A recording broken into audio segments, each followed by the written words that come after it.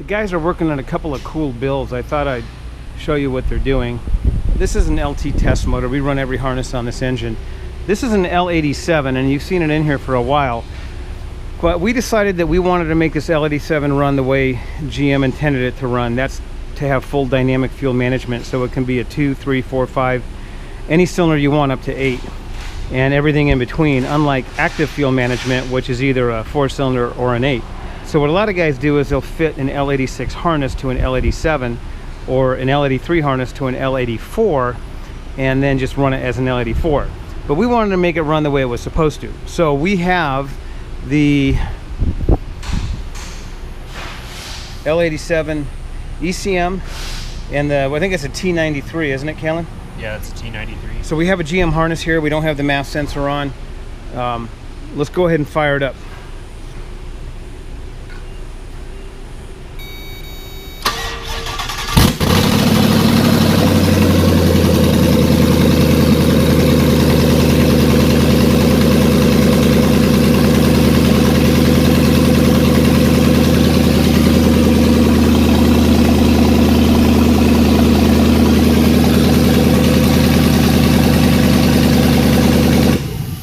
So this is going to be exciting to get this one on the road, see the difference between the L86 and the L87. And the reality is GM is starting to ship more of these L84s and L87s now, and we would like to support them in a kit.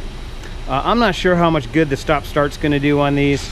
If you take a quick look here, this is our typical Gen 5 AC block, which adapts it to some hoses or adapter hoses that go to your stock lines. We got some hydraulic motor mounts in there with shields. Now this is an entirely new engine, even though it looks exactly like the L86, or you think it looks exactly like the L86. It's got a new block. They moved the solenoids for the active fuel management, now dynamic fuel management, down into the block. So it's a new block, new accessory drive. Pretty much everything is new on this engine. We are running, I believe, an ICT billet Type 2 GM pump, which should give you plenty of pressure because those pumps were designed for hydro boost. Overall it fits really nice. It's just a matter of getting the electronics down, and it's not like this is hard. Well, it is hard for some. It's really just about time. Anything can be done with time. So I'm excited to get this on the road, and hopefully we'll have it on the road soon. Let's take a look over here. Some of you guys might recognize what this is. This is a LT5, kind of king of the LS engines, or LT engines. I think this engine is going to be pushing close to 800 horsepower. We have a pretty unique drive in this if you look. We wanted to run the power steering pump off the 6-groove belt, not off the supercharger belt, which is 10-groove. So that's what we did. So if you look here, we have a 10-groove supercharger belt all by itself. So that way the pulses of the supercharger won't affect the main drive belt. Now the main drive belt is behind the supercharger belt. It's not installed right now. And we have an inverse mounted high pressure power steering pump, and you can see we got clearance here to the steering gear. A shop out in California built this drive for us, and I'm really excited to get this thing on the road. Now we are using some heavy duty polyurethane mounts. These mounts aren't our normal hydraulic mounts, but this is also an LT5. You can see the guys are mocking up the mounts right now. We're really going to beef this thing up. The mounts allegedly are good for 1,000 horsepower. We're going to find out. We're going to box and beef everything up, maybe even the frame. I think we're running a heavy-duty race case Atlas in this. This is the GM Performance 8L90 transmission, which is designed for the over-the-counter LT5. So it's not the same as a production 8L90 transmission. I don't know what the difference is, but I know it uses a different controller, different software, and it's specifically designed for this LT5 engine. Maybe they got some heavy-duty parts in there. I'm just not sure. This is one thing we've been doing. We've been using some billet adapters on the transmission cooler lines. A lot of these transmission cooler lines have thermostats built into them, and we're finding they run cooler without it. And with this engine, I think we need to make it run as cool as possible.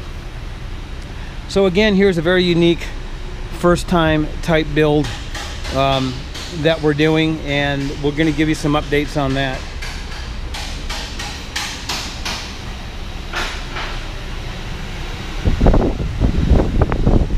Here's pretty much a run-of-the-mill, that's a 6 liter, which are getting harder to get. Here we got an LT1. Here we have another 6 liter. Looks like they're just getting ready to start it. Looks like this LT1 is just getting ready to be completed. Here we got an LT4. Here's the one I'm looking for. This Jeep has got a 660 horsepower, or it's been rated as 660 horsepower LS3. It has a Tremec 6-speed in it. It's getting a heavy-duty Atlas. We are waiting for the Dynatrac axle. I think we're getting a Dynatrac 60 or 80 in the rear. I don't remember which. I think it's the new Pro Float. The new 60 the Dynatrac makes is supposed to be really strong, and it's going to be a lot of horsepower on this little two-door. We're going to be pulling the body off here again soon once we get the axle, and we'll finish this build up. But this is old school. You can see we got some Cook's headers on it. We're running a rear gen right tank. It's got a big cam. It's been punched out, I think, to 7 liters, maybe a little bit bigger than that. Our accessory drive fits it, of course, and I'm not worried about, if you look at our accessory drive, we shortened the belt dramatically. It's about 90 inches now in the main belt versus 106 in the old days. We're also running basically a factory stretch belt on the AC compressor. We used to run the compressor more forward off the main belt, but this setup shortens that belt quite a bit. And we've been running this billet accessory drive now for many, many years, and it's proven to be very not only reliable, but easy to set up. It's just bolt on.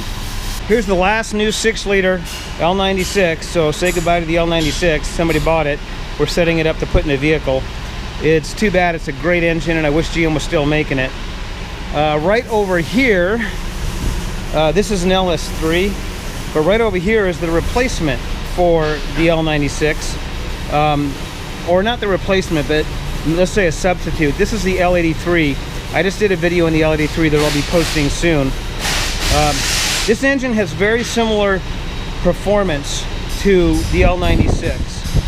This is an LT engine. It's 11:1 compression ratio. It's got all the new technology, the direct injection, the continuous variable valve timing, and the high compression, which allows it to run with this larger engine.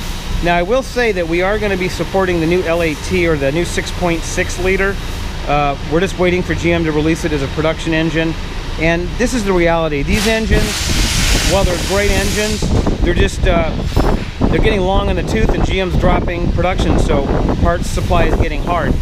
Where these engines are being cranked out like candy, and there's nothing wrong with these engines. Yeah, they're a little bit larger, but the reality is this engine here is going to perform right up there with a 5.7 Hemi or a 6 liter LS, and it's probably going to get better economy, especially when you combine it with an 8-speed or a 10-speed. Let's take a quick look at some transmissions while we're here. Here we have an LT1 we're wrapping up in a little two-door. This thing is probably going to fly.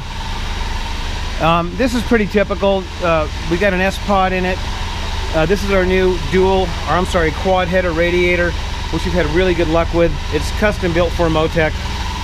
This is our new battery tray setup. Well, not new, we've had it for a while. And you can see how much more clearance this gives you to the engine. And the guys are going to clean a lot of this stuff up. You can see there's circuit breakers and other electronics that the customer added. But let's take a look at, we talk about transfer cases. A lot of these, in fact, probably most of these are Rubicon. There's an old Borg Warner transfer case, iron. Here we have a 10L80, and you can see that GM spent a lot of time making this transmission as efficient as possible. Small diameter torque converter. They used lightweight components wherever they could. They tried to make this transmission as versatile and as light as possible, and it's used right across the GM lineup. You don't have to get a 10L80, 10L90. They've got the smaller ones that they put behind the diesel and all that, but this is the one we use in the V8s. Here we got some new G2 axles. I'm not really sure what they're going in. Some of you ask, how do you push those heavy Jeeps around? Well, I took this little ATV many years ago, and I made some modifications to it. That sprocket used to be smaller than the brake caliper or the brake rotor there, so I custom made a sprocket that was way oversized, and this thing only goes about 4 miles an hour, but when it gets traction, it'll push a Jeep with no problem. And then I made this pusher which now is seeing better days, but it used to be adjustable up and down, and it also pivots. And I'll tell you what, in the last 10 years, this thing has really done its job. So I'm briefly revisiting this LT5 because I wanted to show you the 8090 transmission. This thing is a monster. This transmission can handle almost 800 foot-pounds of torque. And compared to the 10L80, you know, guys ask me all the time, which one's better? It's not really which one's better, it's which one more fits your need. The 10L80 has slightly more diverse gearing, a little bit lower of a first, a little bit taller of a high. So maybe in a light JK with large tires, that might be the way to go. But if you're gonna hot rod your JK and the thing weighs 6,000–7,000 pounds and you're gonna beat on it, especially with horsepower like this, then I don't think you're gonna beat the 8L90. This is a very strong transmission. All right, guys, Kalen insists that I show you this. Come on, Kalen, get over here. What do we got? This is a really nice Jeep, by the way, and it looks really clean. And let me give you a hint. We got the Motec battery tray. Looks like we got an LS3 engine. That's an LS3 with a 6L80. And we don't have any Jeep computer here. Go ahead, tell us why. So this is a single module. I know you guys have been waiting for a long time. We're really trying to finalize it right now. By the way, I think the owner told me not to beat him up too much about the restriction on his grill. So I won't beat him up when I take it for a test drive. All right, Kalen's gonna start this single module LS3 two-door JK. So basically, you're not losing any functionality from the single module system, is that correct? That is correct. Cruise, tap shift, AC, everything will still work. And the single module is also going to support a GUI, so the customer can do his own programming. Yes.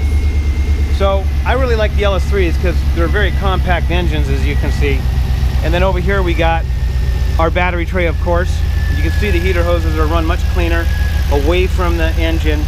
We got a RF-1033 K&N filter. This customer does have PSC hydraulics. There's the anti-splash valve. And the bottom line is, with a single module, you're not really getting much more performance or functionality than the V3 module. What you're just getting is less components and less wiring and just cleaning things up a little, which is the same thing we did when we went from the Motec module to the Mo-Can module. You can even notice that the firewall connector is gone on this Jeep. The Jeep, like if this was a Pentastar Jeep, I'm not sure if this is early or late, but if this was a Pentastar Jeep, it would fill this whole bay up. The double overhead cam, Pentastar engine, and you get all those connectors and stuff. You can't even see the firewall, but you can see how much cleaner this LS3 is. We even run the stock AC lines with our little adapter. It's just a very clean, rationalized setup. We are running the SS fan now in all of our builds. So guys that want to run the Pentastar fan or the original JK fan, just spend the extra money and get the SS fan. It's a much better fan and it integrates perfectly with the GM powertrain, especially with the LTs. One last thing I want to mention is on this L87, we are running a 10-speed transmission. You can tell because there's no dipstick, but and we're also running an Atlas transfer case, which a lot of you guys do. A lot of you guys ask, well, what about the electronics? Electronics are completely independent from our electronics. That's basically two TJ transfer case range switches. They're not sensors, they're switches, and they go to the Atlas electronics, and that's what powers the four-wheel drive light, the ESP modes. But I wanted to say something about this transmission. Starting at about 19, maybe 20, GM changed a lot of things in the transmission. So you can't just get a 20 transmission and throw it in to a 17, 18. And this is true with the early LSs too. The 7, 8, and 9 transmissions and operating systems really weren't compatible with the later ones. This transmission is using a T93 TCM and an E90 ECM. So really there's no compatibility with the earlier LSs or LTs. If you look at like a 17, 18, those are our favorite LTs to swap because I think by that time GM had everything figured out and the operating systems shift smooth and there's really not many issues. We are running the 19 and 20 transmissions, but we are finding that there's not as good a support for tuning these. In fact, we spent a couple of $1,000s to have the modules in this particular vehicle unlocked, and we're going to be exploring how much functionality we have. Now, it's the same thing with any of the earlier operating systems. I worked with EFI Live down under when I had to get the LSs going back in 2006, 2007, and by 2009, 2010, they had almost full LS support. The LTs are advancing very rapidly, so we're having to try to keep up with that. And rather than retro, we know a lot of shops that only work with the 14, 15, 16 operating systems. We've been doing the 19 and 20 operating systems now for quite a while, and we're seeing more and more functionality. We're seeing that some of these operating systems are a little bit more refined. They shift a little bit smoother. Not that it's dramatic, so if you have a 17 or 18, you're going to notice that much of a difference. You probably won't. But the bottom line is we don't want to retro back to old technology. We always want to try to break new ground. And this is going to be new ground with an L87 running full dynamic fuel management. I don't think we're going to try to get into the stop-start. Nobody that I know wants it. Maybe for an executive order build we will, but for everything else, we're going to get this L87 to run as a DFM engine, and we'll let you know how it goes. We'll see you soon.